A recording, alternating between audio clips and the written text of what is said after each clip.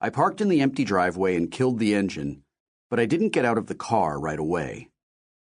Instead, I sat there gripping the wheel with both hands, peering silently up at the attic window of our little ivy-covered brick house, thinking about the first time I'd gone up there to dig through my father's old possessions. I'd felt like a young Clark Kent, preparing to finally learn the truth about his origins from the holographic ghost of his own long-dead father. But now I was thinking of a young Jedi in training named Luke Skywalker, looking into the mouth of that cave on Dagobah, while Master Yoda told him about today's activity lesson. Strong with the dark side of the Force, that place is. In you must go, mofo. So in I went.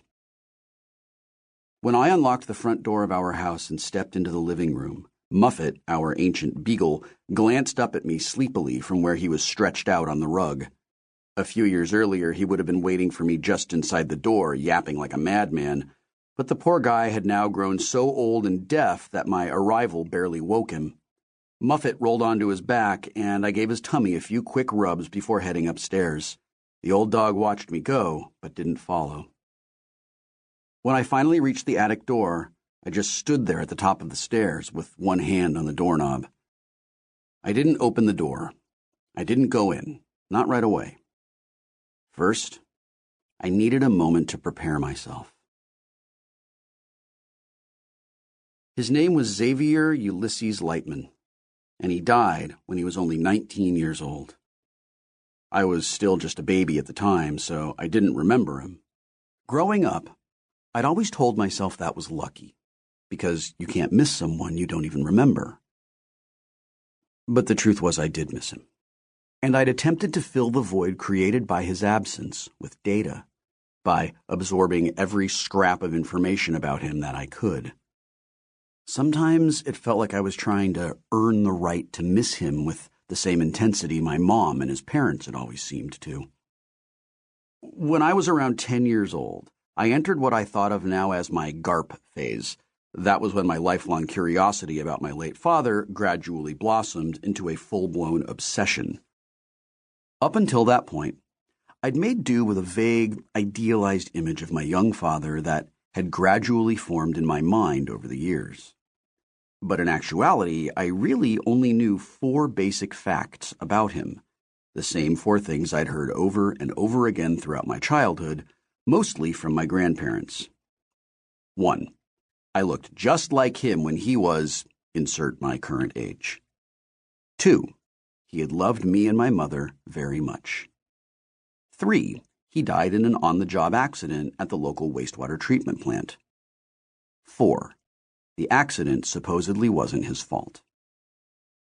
But once my age reached double digits, these vague details were no longer sufficient to satisfy my growing curiosity about him. So, naturally, I began to barrage his widow with questions. Daily. Incessantly.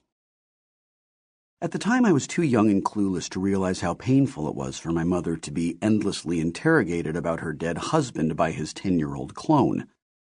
No, my self-involved ass couldn't seem to connect those glowing neon dots, so I kept right on asking questions, and my mother, trooper that she was, answered them to the best of her ability for as long as she could. Then one day she handed me a small brass key and told me about the boxes up in our attic. Until then, I'd always assumed that my mother had donated all of my dad's stuff to charity after he died, because that seemed like the first thing a young widowed single mother who was trying to start her life over would do. But that summer day, my mother explained that this was not the case. Instead, she had packed everything he'd owned into cardboard boxes, and when we moved into our current house a few months later, purchased with the payout from the accident settlement, she'd stored all of them up in our attic. She had done this for me, she said, so that when I grew up and wanted to know more about my father, those boxes would be up there waiting for me. When I finally got the door unlocked and burst into the attic, they were really there. A dozen pristine cardboard moving boxes stacked neatly in a corner beneath the sloping rafters, illuminated by a bright shaft of sunlight. For a long time, all I could do was stand there frozen, staring at this tower of time capsules, waiting for me to unlock their secrets. I'd spent the rest of the summer up in that attic, sorting through it all like an archaeologist unearthing relics in an ancient tomb. It took some time.